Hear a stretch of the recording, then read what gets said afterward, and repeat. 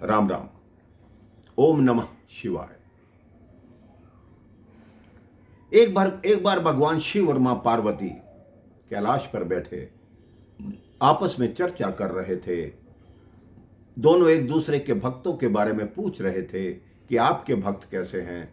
मां पार्वती ने पूछा, आपके भक्त कैसे हैं? भगवान शिव ने कहा, मेरे भक्त तो बस निराले हैं, उनको किसी बात से कोई मतलब नहीं। मां पार्वती ने कहा, मेरे भक्त ऐसे हैं जो धन धान्य से भरपूर हैं, वही मेरी पूजा करते हैं, मुझसे शक्ति मांगते हैं और धन मांगते हैं। तो भगवान शिव ने कहा, एक बार चल के देखते हैं कि हम दोनों में से किसके भक्त हैं जो सच्चे भक्त हैं। मां पार्वती ने कहा, मुझे स्वीकार है। अब वह दोनों दुर्बल और वृद्ध का रूप बनाकर मृत्यु लोक में आ गए।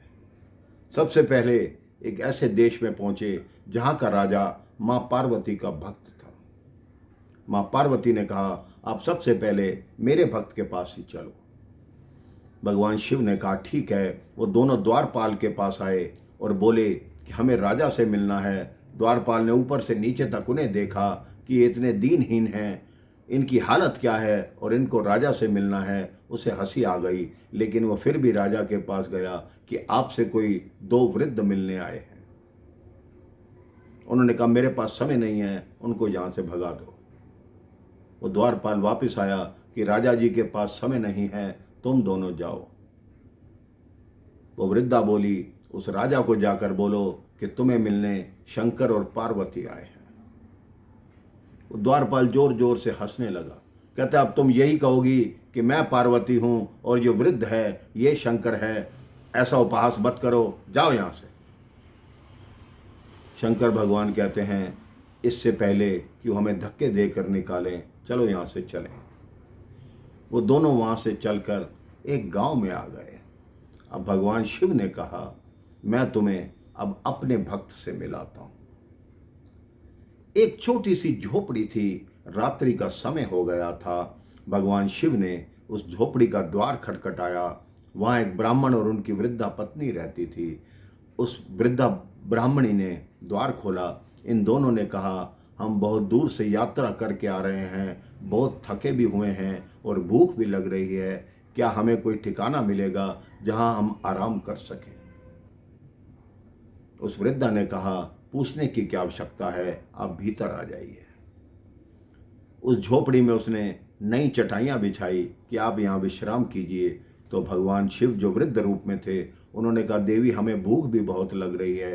तो वो ब्राह्मणी बोली कि मेरे पति भिक्षा मांगने के लिए गए हैं, जो वो लेकर आएंगे मैं आपको भोजन करा दूंगी, मैं भोजन बना दूंगी। अब काल का चक्र देखिए मेरे भाई बहन। ब्राह्मण जी सारा दिन घूम रहे हैं, उन्हें कुछ नहीं मिला खाने को।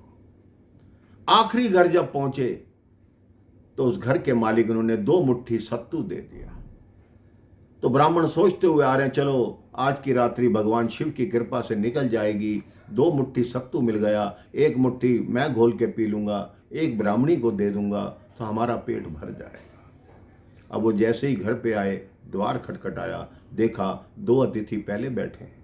ब्राह्मणी को एक कोने पर ले गए। उन्हें पूछा, ये कौन है? उस ब्राह्मणी ने कहा, ये यात्री थे, थके हुए थे और भूखे भी हैं। ब्राह्मण ने कहा, ठीक है, ये लो, मेरे पास तो 2 मुट्ठी सत्तू है। ऐसा करो, आधा आधा सत्तू 4 जगह कर लो, 2 वो पी लें, 2 हम पी लें। ब्राह्मणी ने कहा, नहीं, हम तो भूखे भी रह जाएंगे तो क्या फर्क पड़ेगा, लेकिन अतिथि को भूखा नहीं रखना। इसके 2 हिस्से करते हैं और उन दोनों को पिलाते हैं। अब उन दोनों को सत्तू दे दिया। ब्राह्मण और ब्राह्मणी खुद भूखे रह गए। प्रातःकाल हुई। भगवान शिव मां पार्वती से कहती हैं, अब चलें। भगवान शिव कहते हैं, चलो। थोड़ी दूर चले, 4 कदम चले। मां पार्वती ने कहा, कैसे निष्ठुर हो आप? उन्होंने कहा, क्या हुआ? आपके भक्त ने खुद भूखे रहकर आपको भोजन कराया, आपकी सेवा की, फिर भी आप उसको कुछ देकर क्यों नहीं जा रहे?